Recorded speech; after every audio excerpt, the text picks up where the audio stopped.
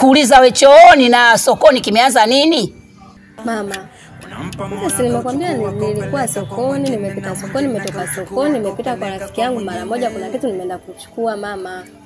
Tabia zako Gift sizipendi. Umenielewa ninapokuambia tabia yako sipendi. Mimi sipendi tabia mbaya. Nataka maadili. Ina maana rafiki na mimi bora rafiki sio mimi Hapana mama.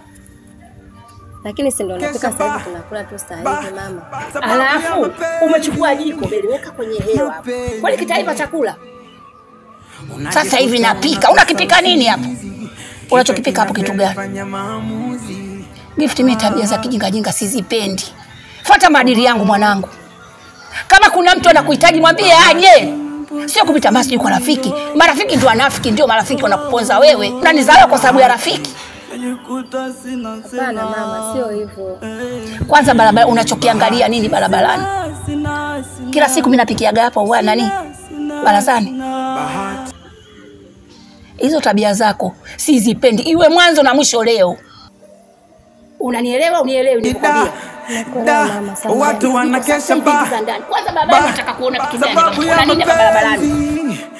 Mapenzi unajikuta unakosa usingizi, kichwa kinafeli, fanya maamuzi. Oh.